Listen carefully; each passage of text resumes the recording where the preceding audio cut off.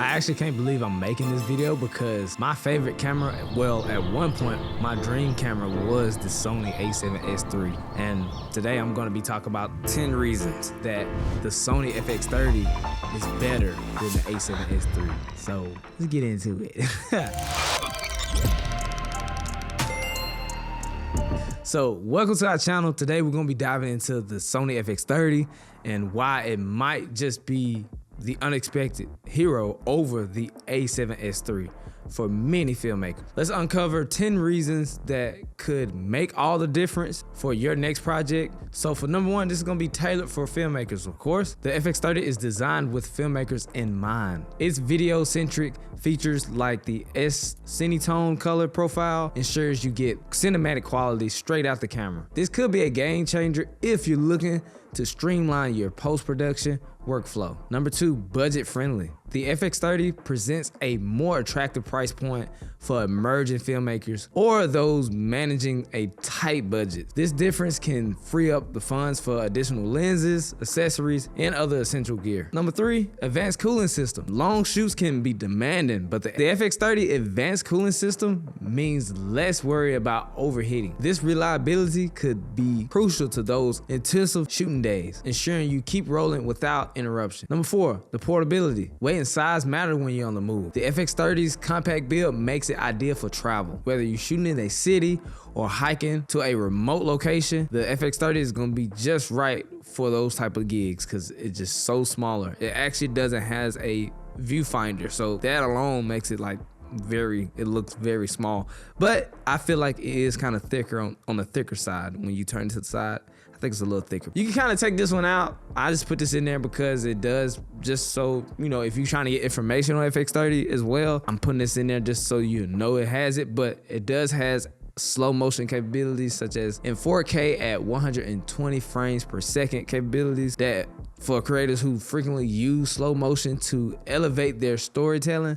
This feature alone might tip the scales for a lot, but this feature is, of course, is kind of well known now in these newer cameras, but I had to just add that in there since a lot of people may not know it can do that since it's a crop sensor. So I had to put that in there. But anyway, number six, user-friendly interface. Time is of essence on set, and the FX30 intuitive user interface means less fiddling with the settings and more focusing on the shot. This user-friendly design can significantly enhance your shooting efficiency. Of course, I've shot many weddings with the Sony A7S III, and I don't have problems with it since I learned the ecosystem, of course. But when I did use the FX30, it was a little bit different, of course. I did kind of find it a little easier to change in within the set.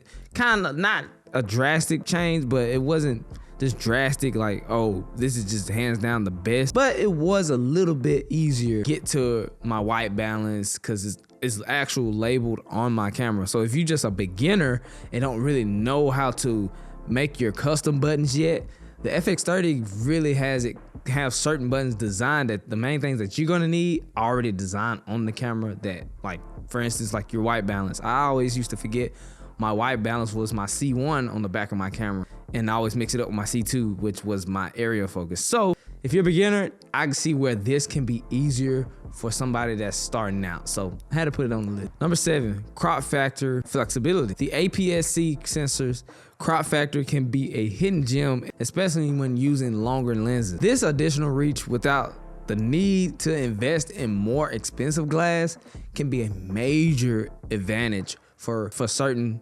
projects. For instance, I shoot weddings and sometimes I have to put the camera kind of far. So having that crop sensor with like my Tamron 70-180 is already gonna crop that image in already at 70 mil. So it's gonna be even tighter with that crop sensor. So having that crop sensor definitely helps with long distance reach. So if you're looking for something that if you already know you shoot at a distance at times and you need that type of camera, you might want to go with the crop sensor. Number eight, battery efficiency. I can't say this word, I can't say it. Efficiency. You know what I'm trying to say. Nobody likes to constantly swap out batteries during their shoots, of course, but the FX30 power management ensures longer shooting times, which can be a deciding factor for all-day shoots when working in locations while limited access to power, of course. And weddings is just that, because most times, some wedding venues, they don't have plugins, and they don't have where you can plug your batteries up. Knowing that you're gonna be pretty much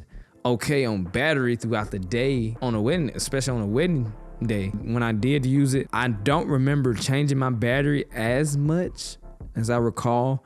But if you want to see that video, I actually filmed a behind the scenes video of me using the FX30 for a full day wedding. So if you want to see that, click on the video on the screen. It'll probably be up here somewhere, and check that out. Number 9, the audio input. Good video needs good audio. The FX30 versatile audio inputs option simplify capturing high quality sound, potentially reducing your needs for external audio gear and streaming your setup. So for example, the XLR handle for the FX30 helped me with my YouTube videos and really like podcasts, because I used to use a sound bag which was a whole separate bag. Basically, I needed time code for it.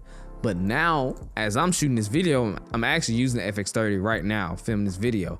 I'm using just the handle, and of course it got XLR ports on it, and it's directly into the camera. So it's less work on building up my set to film these type of videos, or even my podcast as well. So that's definitely one of the main reasons why I chose the FX30, is because of that. I knew it was gonna be easier, won't have to take as long, it won't take nearly as long to get my sound bag to charge up all the time things. I don't have to worry about all that, it's just my camera now. Definitely love that feature of it, and I cannot do that with these type of mics on my FX30 unless I have certain adapters, and I don't have that. So it makes sense for me to get the FX30 because I did need another body. Anyway, number 10, future-proof features.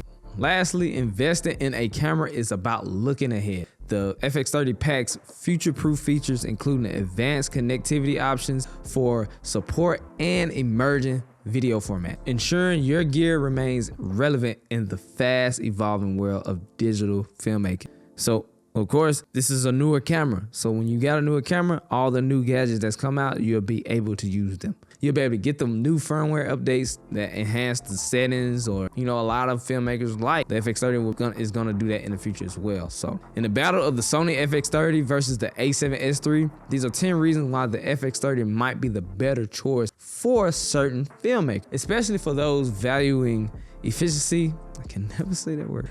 Efficiency. You get what I'm trying to say. That's like the third. Budget and a forward-thinking toolkit.